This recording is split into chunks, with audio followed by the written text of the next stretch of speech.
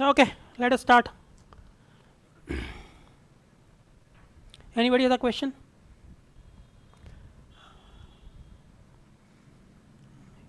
I have restarted on YouTube if anybody wants to join there.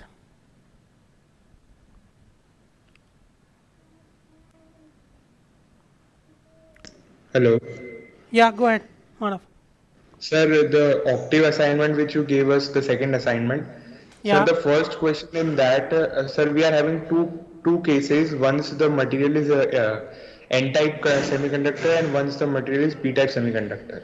Okay. So, sir, for these both kind of materials, we need to draw separate graph, or these both kind of material also need to be represented on the same graph.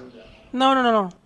For the same situation, when you are using the two functions, two Fermi-Dirac and the Boltzmann, only those have to be in the same graph because there is no point of comparing those two things. You understand what I'm saying? There is a point of Okay, okay. comparing those also. You can do that separately for only one situation. That is all right. But my when I say same graph, I mean for the same material, same everything. When you're using the two approximations for your Fermi function. Okay. And sir, when we are using any of the case means for a particular type of material, when we are considering, let's say, approximation, we are considering the approximation. So, sir, in that case, suppose the material is N type. Then, sir, in the for the conduction band, the multiplication product which we are getting, that is achieving a big value. And for the valence band, since the value is very small, so it is not clearly visible on y-axis because the scale is set according to that bigger value. So, sir, how we can change that thing? Means make it easily visible, the part of valence band in that case. That is a very good question. Yeah, you are right that you will not probably not see it if you were to plot on the same. Maybe you can do log scale on the x-axis. Maybe then it might work. So we can set the scaling there in Octave, like comparative scaling, then it will adjust it accordingly. Okay. Can you share the small snippet of the code on your on the Moodle? Okay, so I'll Okay. share it Only after the only class. only that part. Only that part, and include the graph what it does. Okay. Okay. Okay. Include that on Moodle. Okay. Thank you very much. Who is that? But sir, I think Sanjana. Okay. Yeah. Yeah. Go ahead, Manav. scaling will change the y-axis for conduction band as well. So No, the will we be probably you will have two scales then. What I got from Sanjana's point was that probably you'll have two different scales for the conduction and valence band. Is that correct, Sanjana, or no? Yes, sir. Sir, because like the balance band is coming less, so we can set the scale according to the balance band, and then we can set another factor for the conduction band, which will multiply and set the scale, so that we can Okay. fit the large value within that given scale. So effectively, those are two different plots, Manav. Okay. So Shown that on was show. only my problem, that Yeah. how Yeah. we can Uh, show two scales on single y-axis. another option is that you could do log scale. Okay. You could do log scale. You can try that. Then you don't have to worry about the multiplication factor. Sir, if Is we that are, okay? Okay, sir. Okay. There sir, is a subplot function as well, so we can draw two plots in one like single graph, and then we Yeah, can yeah. compare. I got your point. But that is effectively so that is a little bit of cheating because you are not really plotting one plot. You are plotting two plots, but you are putting them in the same figure. That's all. You understand? So they don't really show the relative scale. Graph should show the relative on the x-axis at all places. So, but that is not really wrong. I think it's a good way of doing it, Sanjana. Okay. Yeah, Sir, क्या नाम है विवेक विवेक had a question. Please wait, Shivansh. Sir sir जैसे कि इस वाले को first question में मतलब हम लोग को लगभग 4 फंक्शन प्लॉट करना है एक ही ग्राफ के ऊपर।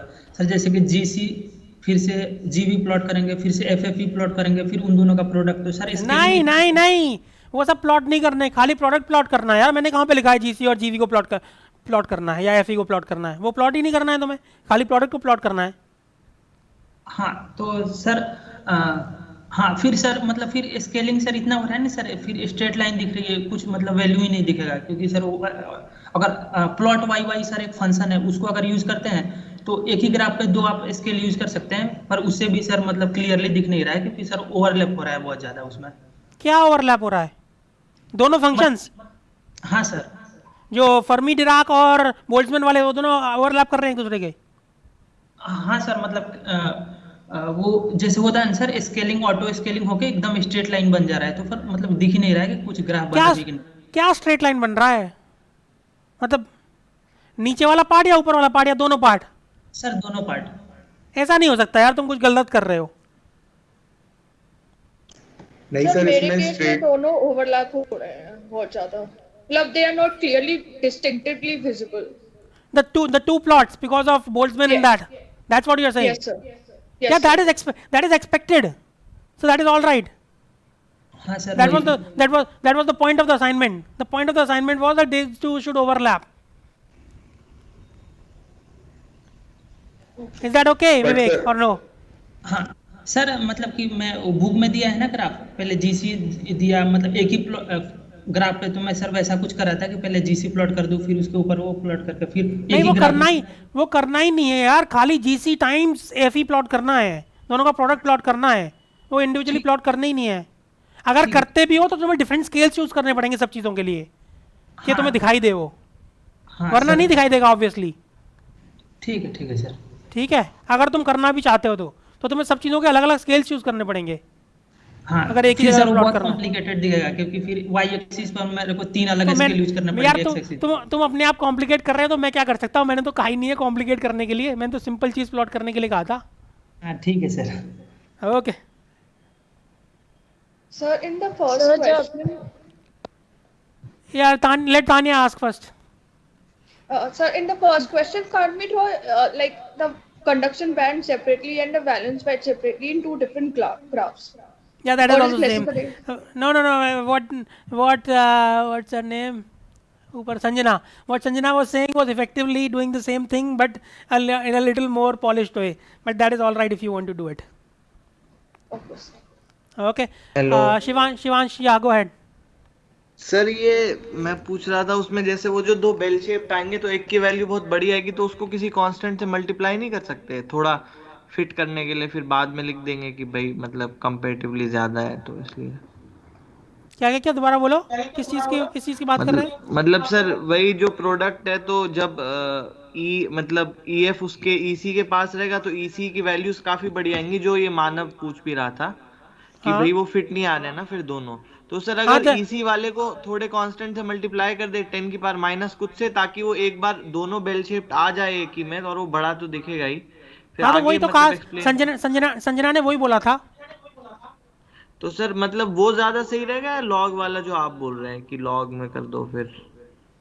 ऑनेस्टली बताऊं, अगर तुम प्लॉट की बात कर रहे हो तो लॉग वाला ज़्यादा बेटर है, क्योंकि दोनों एक हाँ ही स्केल क्योंकि है। ऐसे तो एक्चुअली एक तरीके से फिर तुम ज्यादा ही 10 की पावर माइनस से तो वो छोटा भी हो जाएगा उससे, फिर तो वो मतलब कि मतलब वो एक प्लॉट नहीं रहा ना, वो दो प्लॉट्स को तुमने वो एक ग्राफ एक उस पर प्लॉट कर दिया है इफेक्टिवली। Yes sir. ठीक है। फिर अच्छा लॉग वाला ट्राई करें। नहीं, वैसे जो तुम्हें करना है वो एक ही बात है, मुझे फर्क नहीं पड़ता यार, मैं तो खाली बस दिखाना चाह रहा था कि डिफरेंस बहुत है दोनों में। ठीक है, हाँ okay sir, thank you. That is the point, don't worry about it too much, इतना भी कोई वो नहीं है। Anybody else?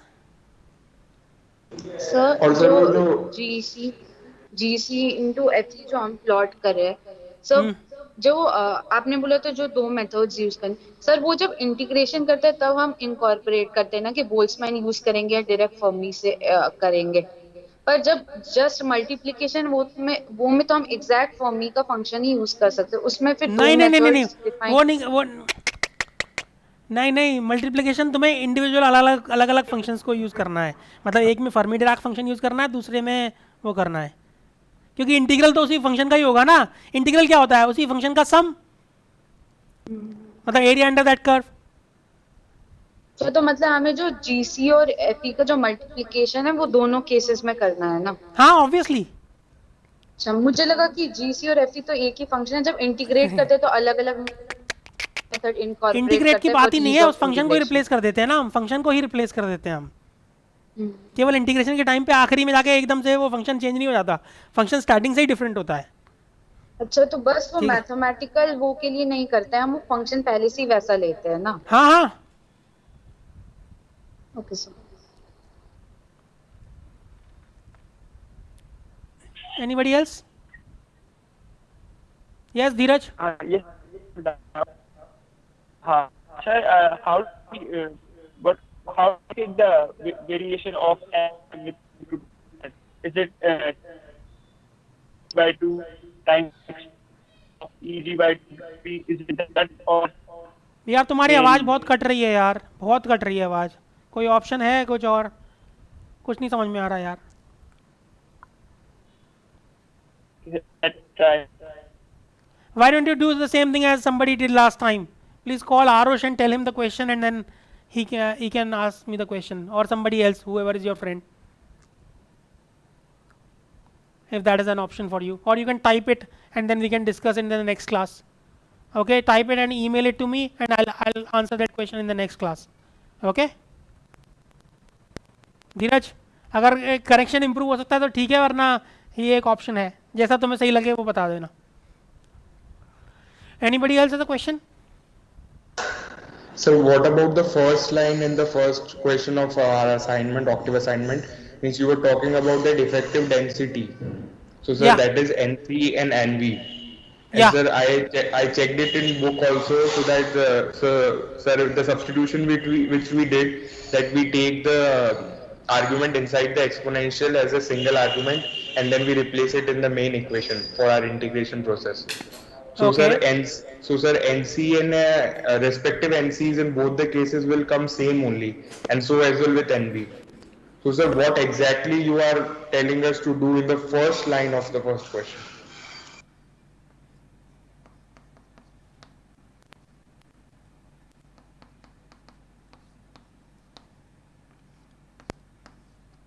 ये है ना NC का इक्वेशन, ऐसा, और N का equation. Yes sir. Okay, Yes, N0 sir, is yes, this. sir. Okay. So N0 becomes equal to NC when EC becomes equal to EF. Okay, it is not really valid at that point. We agree with that, but mathematically N0 becomes equal to NC. Do you agree? Please understand that Yes, sir. N0, Yes, sir. this equation is no longer valid when EC is very close to EF is very close to EC. This equation is no longer valid. Okay, so that is it is not valid, but mathematically it is valid, and mathematically the value of N0 becomes NC when EC is equal to EF. So you have to use this same concept to find out the value of N0 at EC is equal to EF using the Fermi-Dirac function. Okay, and that But will give you sir, the value of NC. We can discuss this expression of N0 only when we have taken the approximation and did the integration. But sir, when we will be talking of the function without approximation, we will not be even able to integrate it by a definition. We can go by the first principle method and Octave can calculate it, but we can't derive That is the point. expression. That is for the point. N0. We cannot do it.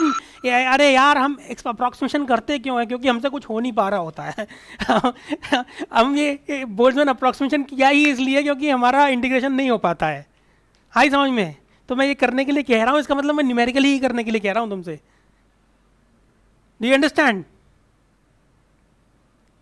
और no? Sir वो चीज तो मैं समझ गया, पर फिर हम जिसमें हम अप्रोक्सीमेशन नहीं ले रहे हैं उसमें हम एनसी कैसे निकालेंगे? यहाँ तो हमने बात कर ली कि हमने एनसी ऐसे निकाला, पर उसमें हम एनसी कैसे निकालें? उसमें हम ये एक्सप्रेशन ही कैसे डिराइव करें N0 का?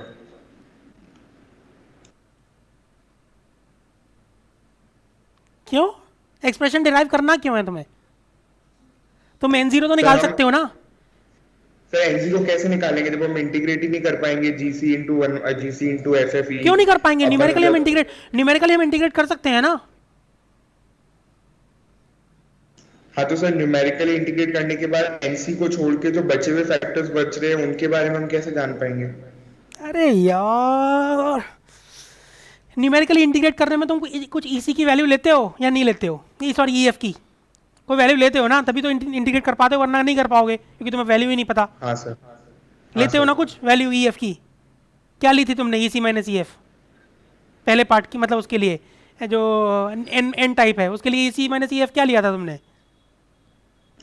सर मैंने ईसी को आर्बिट्रेरी सर 1.5 वैल्यू ले ली थी, फिर उसके बेसिस पे ईवी को 1.5 नहीं, EV माइनस। की EC माइनस EF क्या लिया था ये कह रहा हूँ मैं। 3 KT दिया हुआ है ना मैंने, हाँ हाँ 3 KT दिया हुआ था, 3 KT लिया था ना, तो उसको करके Yes, sir. तुमने N की वैल्यू निकाल ली थी, N0 निकाल लिया था। Yes sir yes sir. ठीक है, अब 3 KT की बजाय उसको 0 मान के फिर से N की वैल्यू निकाल लो तो आ जाएगा, क्या परेशानी है? अच्छा, हाँ समझ मतलब में सर नहीं? एनसी डिफाइंड ही ऐसे है कि वो N0 की कंसंट्रेशन जब EC इक्वल टू EF है, यही मतलब हाँ इफेक्टिवली हाँ। Okay okay sir okay. और सर जब हम कैलकुलेट करेंगे तब एक्चुअली वो दोनों सेम ही आएंगे? अब ये नहीं पता यार सेम आएंगे या अलग, ये मैंने नहीं किया, मैं तो खाली एक थॉट एक्सपेरिमेंट तुम लोगों को करने के लिए दिया है, मुझे नहीं पता क्या आएगा।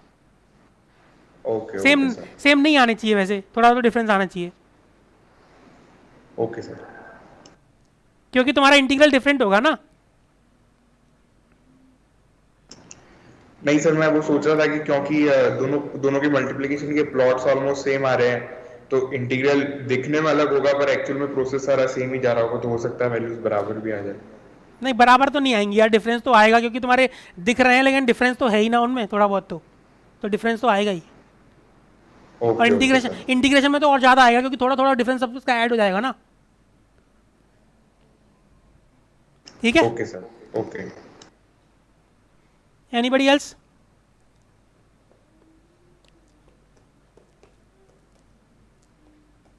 नो? वो कहाँ है डिल्लो? धीरज, धीरज का क्वेश्चन नहीं आया? He did not call anybody? Dheeraj गायब हो गया या फिर है अभी? चलो ठीक है, कोई बात नहीं। Okay bye bye, will continue on Wednesday. Sir, I have one more question on the tube 3 which you gave us. या गो head. Sir, once a second, I'm just finding that. So, sir, there was a question where we need to find the probability of finding an electron, and we use that 1 by g value for that, 1 by g formula for that ND which we calculated. So that is question number 4.36. Hold on a minute, let me open it.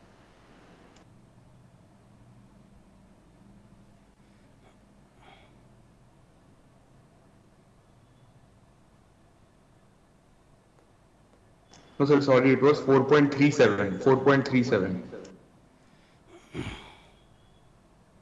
या गो head. Sir, in this question, in the first part, we were told to find the probability of finding an electron. या So, sir, in that, will we be using the Fermi-Dirac formula, or we will be going by ND formula, the small ND formula which we have seen? You tell me.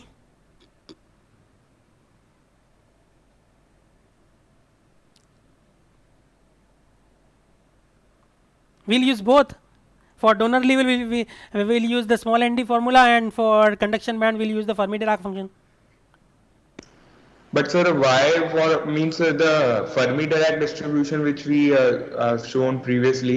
So sir, Yeah. that is not the basic formula for any energy level. Means does the donor energy level will be treated differently because of that degeneracy factor? Yeah, there is some issue of what that one state cannot be occupied by two electrons or something like that. That's why that degeneracy comes into the picture. So that is why we had that 1/2. Otherwise, it is exactly the same. So sir, Okay. means we are talking that the electrons that are present in the donor level and which are in the conduction band, those Yeah. are the two states which we are considering in that G. No, Is in it one so? case, in one case G is 1, in another case G is 2. Yes sir, G will be 1 for the B part. Yeah, I'm just talking about the A part. yeah. In that you are going to choose G is equal to 2. यार So अब sir, मुझे why इतनी ज़्यादा quantum mechanics नहीं आती है मुझे, सच बताऊँ तो, कि भाई उसका वो क्या है ज़्यादा, मैं तुम्हें ऑनेस्टली बता रहा हूँ, मुझे नहीं पता ये उसका क्या वो है, लेकिन कुछ तो उसका स्पिन से किसी चीज़ से लेना देना है कुछ, मुझे नहीं पता ज़्यादा. So you are asking the origin of that? I don't know. No, sir, I'm just asking that when we will be talking about specifically the donor level or the acceptor level, in that case, Yeah. we will be including G. Is that Yeah. the basic concept behind that? Yeah. If you are asking about mathematics, I can tell you, yeah, you are right. Okay, sir. Hello Yeah, Shivansh, go ahead. Sir, वो जो solution है sir, इसमें sir ये इनने मतलब थोड़ी value approximate सी ले लिए तो बहुत ज्यादा डिफरेंस आ जाएगा आंसर में. कौन से क्वेश्चन मतलब में? इजी ऐसे, मतलब सर लगभग काफी में ही होगा, जैसे पहले के बी में ही, मतलब जैसे ये इजी सर 0.026 ले लिया है किसी जगह, हाँ, तो ऐसे अगर 0.02587 ले लें जो 4 डिजिट तक सही है, तो उससे भी काफी आ जाती है, क्योंकि सर ई की पावर में है तो अरे बहुत कोई ज्यादा, बात मतलब नहीं मैंने यार, खुद, कोई बात नहीं, कोई फर्क नहीं पड़ता इन सब चीज़ों से, सर ठीक जैसे है ना. 7.9 इंटू 10 की पावर 30 है तो आंसर 9.4 इंटू 10 की पावर 30 ऐसे ऐसे आ रहा है, इतना डिफरेंस आ जा रहा है. कोई बात नहीं, ठीक है, कोई नहीं. मतलब मतलब गलत इतना, नहीं है ना हमारा? नहीं गलत नहीं है, दोनों ही गलत नहीं है, अच्छा दोनों तो ही सही है, ठीक है. मतलब बस प्रोसीजर तो देख ही लेंगे तो. आप इस कोर्स में प्रोसीजर का ही वो है, तुम्हारा आंसर सही भी हो तो भी तुम्हें 0 मिल सकता है, तुम्हारा आंसर पूरा गलत हो तो भी तुम्हें एक्स्ट्रा मार्क्स भी मिल सकते हैं, ठीक है. ओके डिपेंड करता है कि तुमने कैसा वो लगाया है सिस्टम, मतलब सर. प्रोसीजर क्या लगाया है, ठीक है. इतनी मतलब वो चिंता ई मत की करो. पावर में बहुत ज्यादा डिफरेंस आ जा रहा है, क्योंकि अगर 100 को आप 0.0256 26. समझ गया मैं तुम्हारी बात को, कोई बात नहीं है वो, ठीक है. Yes sir, thank you sir.